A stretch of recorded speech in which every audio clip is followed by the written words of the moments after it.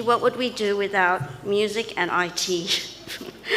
So let me just introduce myself. I am the former CFO of the Greater Sydney Conference, where this story took place, and I am currently an associate officer with the South Pacific Division. And I would like to extend to you the greetings from where I come from in Sydney, Australia, where we also have the division headquarters. So I extend to you all the greetings from my office, the officers of both the South Pacific Division, the Australian Union Conference, and also the Greater Sydney Conference.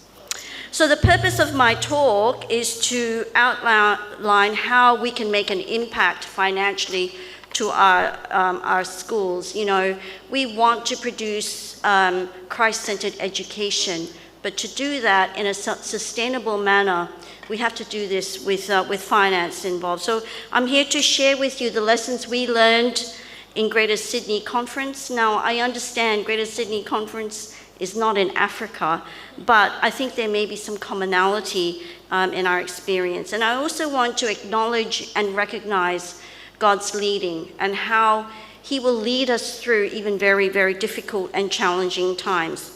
So I'm going to share with you a short video of, and I will sort of have to interrupt it, but it will give you a little taste of what the schools in Greater Sydney Conference are like, and I hope it certainly would be a lot more interesting than just me talking. So let's watch the video. This video.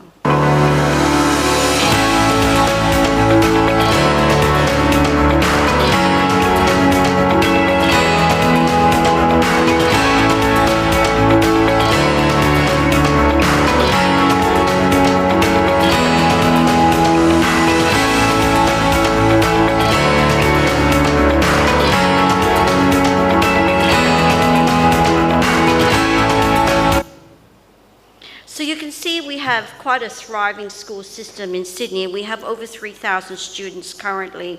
But it was not always this case. And I want to share with you where we were in 2012.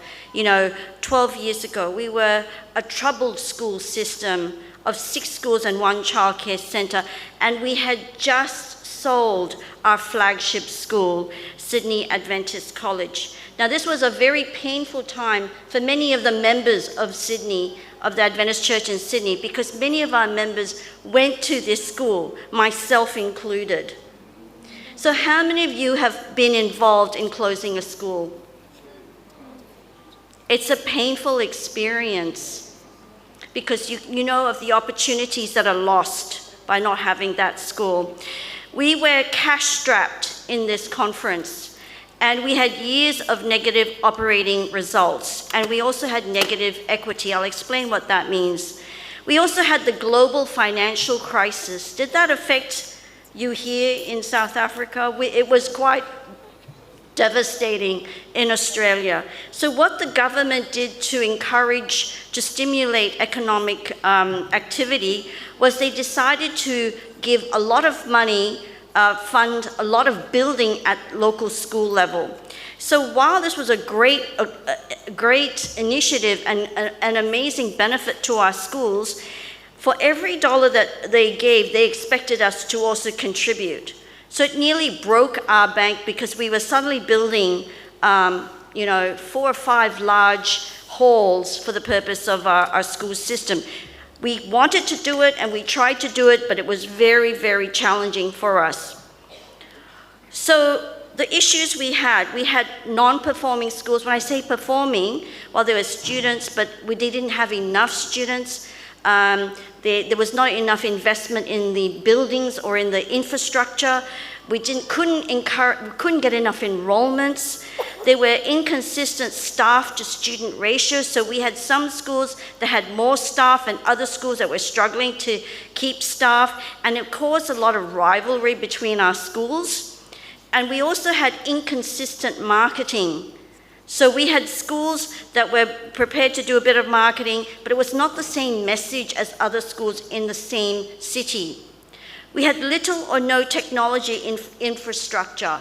So things that we take for example, like Wi-Fi, it was non-existent at that time. And so students, depending on which school you went to, you may have a different student experience. It may not have, like some schools were okay, but many were not. So I'm just going to share with you some numbers. Now I know many of you are not accountants, so I'll try and explain this to you. So total assets and total liabilities, you can see there was a negative equity of about $2 million. Let me explain it this way. If you were to buy a car and you paid 10,000, I don't know how much cars go for, let's say 100,000 Rand, right? And you had to borrow 100,000 Rand to buy the car, and then you're paying off the loan, right? And you find that if you sold your car now, your loan would be more than what the car was worth. That's negative equity. And for a school company, if you're in negative equity, it means that could be insolvent. And which means if directors, it was illegal for our board to operate a school that was insolvent. So our whole system was insolvent with this negative equity. And what that meant was that our conference had to issue a letter of guarantee every year so that the schools could operate, because what they were saying is even if the schools could not pay their debt, the conference will bail them out. So that was a situation our schools were in.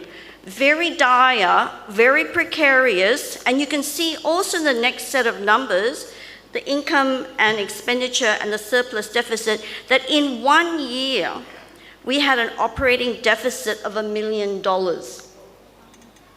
That is just, this is not the way you run a school company with 6 schools.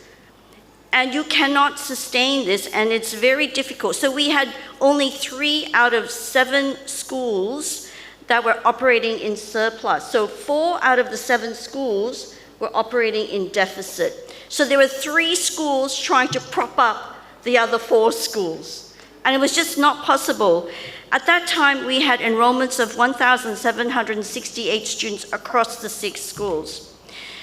So obviously, we were at our knees, and this caused us to pray significantly for a turnaround of our school system, because we strongly believed in education in Sydney, like you do here at this union.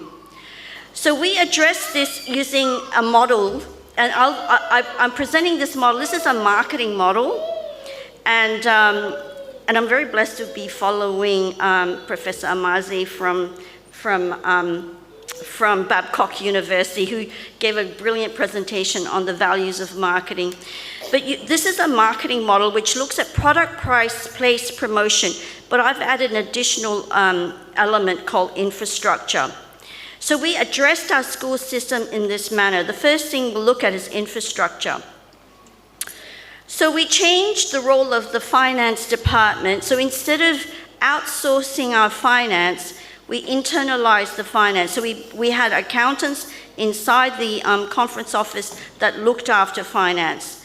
The local school was responsible for non-staff operating and small capital expenditure, so that there was some ownership of financial performance. They were responsible for how that school performance, and our head office was responsible for payroll, large capital expenditure, and buildings.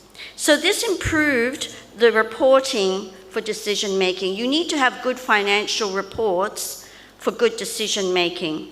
So that was what we did in terms of the financial infrastructure. When it came to product, we knew that Adventist education is a great product. And I know that this is the same here in this union conference. In Greater Sydney, 2 of us out of our 7 schools were over 100 years old. So, you know, there's some longevity, and there's a lot of pressure on the current management to keep our schools going, because we've already sold our flagship school. There's just no way our conference executive or our conference officers were willing to just let things happen. We also decided we needed to invest in IT. So no matter how difficult it went, we invested 3% of our total income on IT. This is really important because we live in an age where we want digital natives, not digital immigrants. We want students who are familiar with technology and can use technology, and we wanted to use technology in the classroom. And we wanted to ensure that all 6 of the schools that we had left would have a consistent educational experience. We worked on price. We did a pricing review in late 2011, and we abandoned school-wide pricing structure to individual school pricing. So instead of having one price for all, like one school fee price for all of our schools, each school could look at their local market and say, that's how much we think that our school education we can get for our school fees in that local area. Can you imagine the board having to think about this and grapple with this? Because we knew that there was great risk in changing the school fees. Because if you lower your school fees, where do you go from there if it doesn't work? Because now you suddenly have less income, and it's a huge risk, and you can't go back to increasing your prices. But we thank the Lord that this was the single thing that impacted our financial turnaround, because that gave a dramatic impact to school enrollments. We had an extra 150 students just from that alone. And then we were able to then turn around the school company on that result. We had a greater focus on marketing. We engaged external marketing consultants for marketing strategy. We also had an internal resource for all of our schools, and we wanted to ensure that we had a consistent branding across our schools.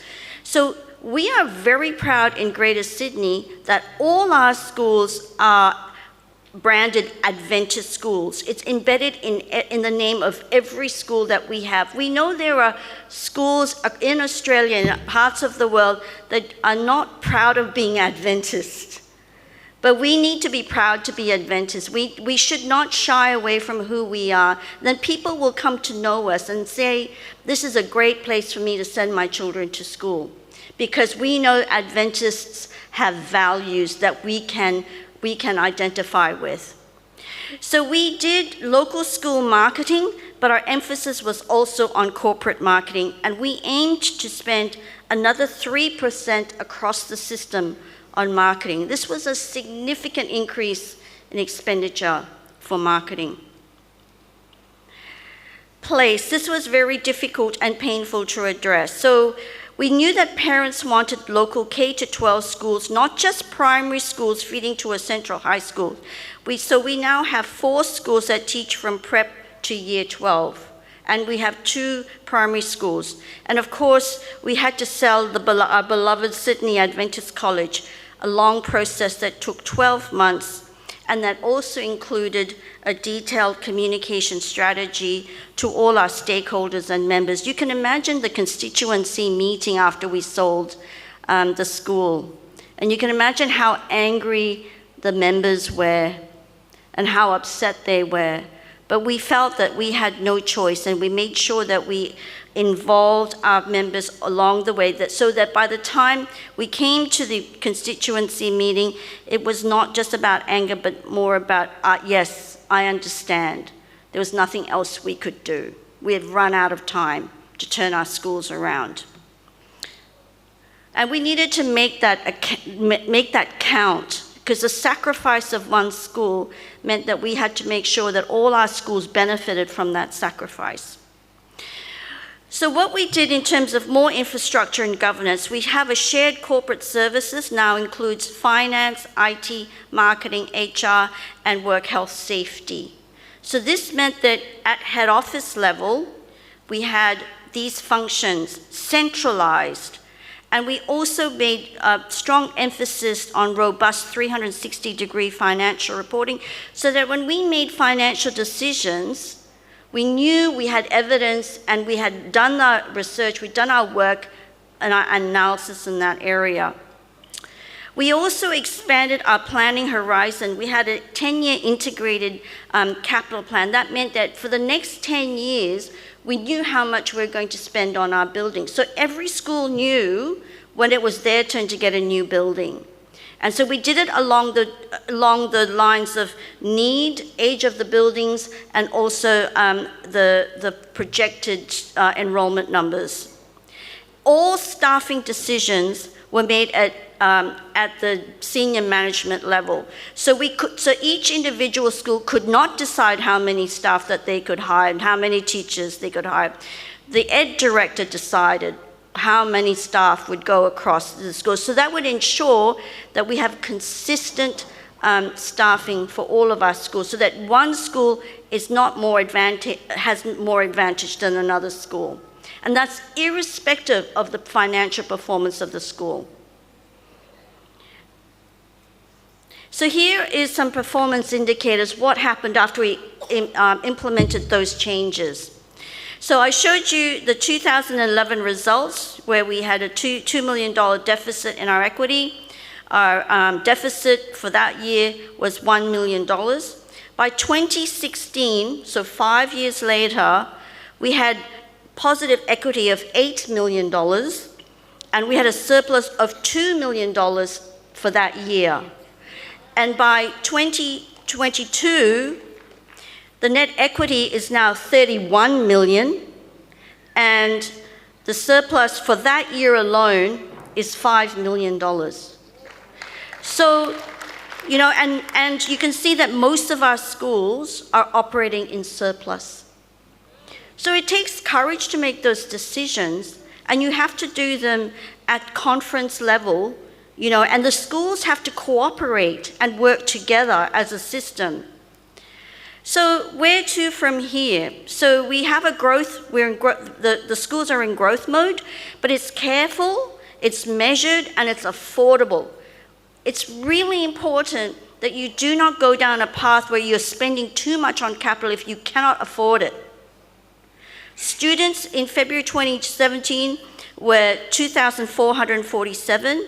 We projected that there would be 2,908 by 2021, but in 2024, it's well over 3,000 students. And we wanted to maximize the potential in these campuses for the next 10 years, particularly at these colleges, Hill Adventist College, Kellyville, and Wahroonga School. And so we're thinking about, we'd love to have future schools, but it's very, very expensive to invest. So we just, at the next 10 years, we're going to invest in the schools that we have. I want to just share with you at the end of 2017 what our schools look like. And this is a short video that will help you in that illustration.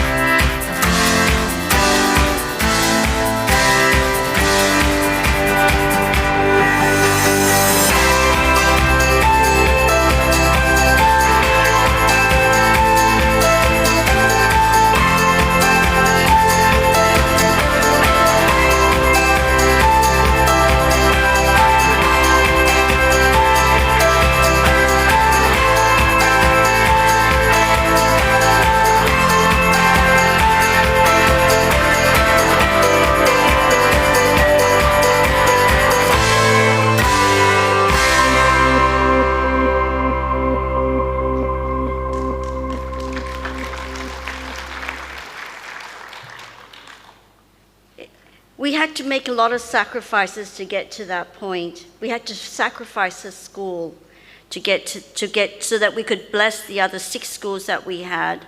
And we had to make very, very difficult decisions to get there. And so it takes courage and a lot of prayer. But we claim this promise in Jeremiah 29:11. For I know the plans I have for you, declares the Lord. Plans to prosper you and not to harm you. Plans to give you hope and a future. These words are etched in one of our most disadvantaged schools in Sydney. And this promise, I believe, is not just for each individual student, but also for us as school administrators, for our schools to prosper and to give our schools hope and a future so that they may bless others. Now, there is a reason why we have schools. It is not just, it's not just to, just to have them for their sake. And it is really to engage in the community. So we have in Australia, in Sydney, we have a very multicultural society, but it's postmodern Christian, which means many of our community members don't even know the name of Jesus. And this is such a shame in a country that used to send out, missionaries to other parts of the world, including the Pacific. So it's such a shame now that we have become such a country that really many of our local community members do not understand the name of Jesus or even know the story of Christmas. So every year, this is one of our flagship outreach programs. It's called The Road to Bethlehem. And I want to share this with you. And I know I have clawed back a lot of time, which is a real good thing. I have strove for excellence in terms of time management. So you can all have some extra time for lunch. But this is a very short video that I really want to share with you to really explain why we have schools, how we engage with community, and how important they are in our outreach, and how we can make disciples for Jesus Christ.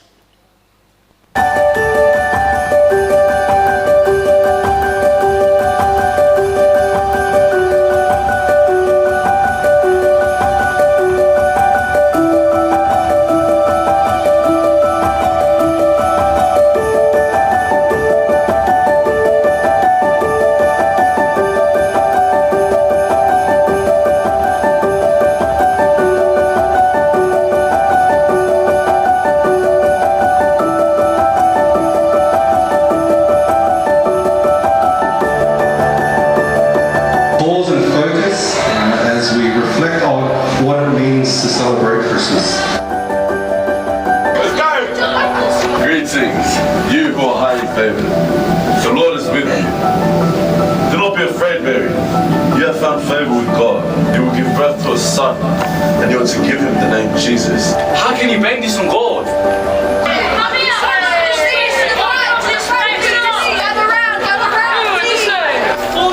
each. But today, I'm giving you a deal. People, follow me through the marketplace. I have a special announcement to make.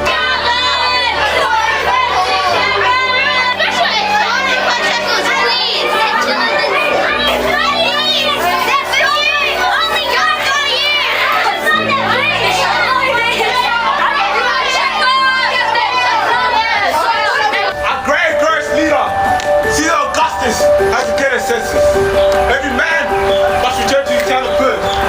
This man's caused something of a stir. A stir? In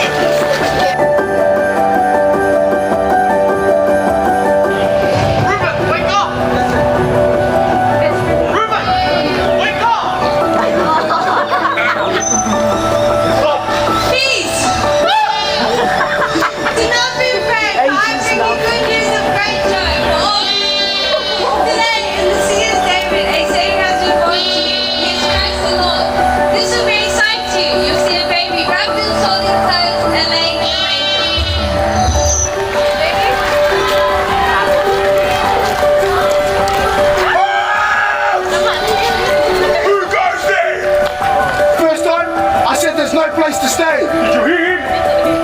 Did you hear him? Do you truly want to go to Bethlehem? Yeah? Do you truly want to go to Bethlehem?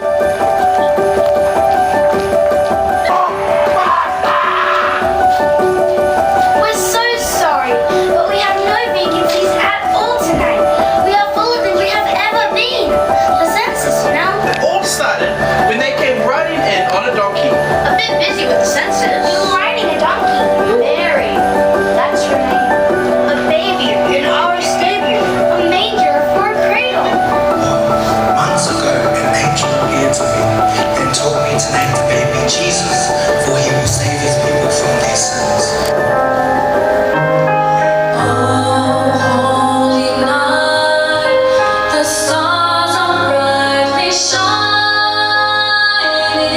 A man who has had the greatest impact on the human race of anyone throughout history.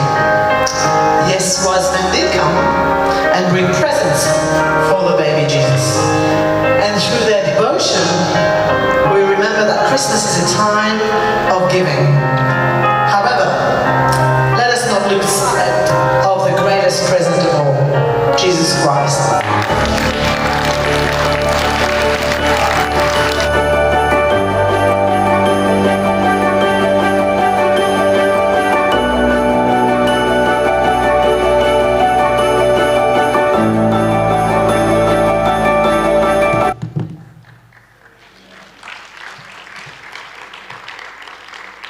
So, in that video, you would have seen that the students and the teachers and the chaplaincy team participating.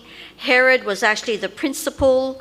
And so all of these people participating in this event, which engages with the community, because they know Christmas, they don't know the reason for Christmas. And you would not have known, but only that more than 60% of those students that you saw were non-Adventist. So we had Muslim students, non-Christian students, Christian students from other faiths participating in telling the story of Jesus.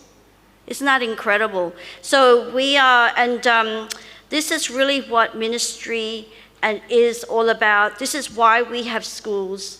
It is why worldwide we are the second largest faith-based school system, education system in the world. Our church strongly believes in education, and you've just seen an example of how it works in my neighborhood. Thank you for your attention.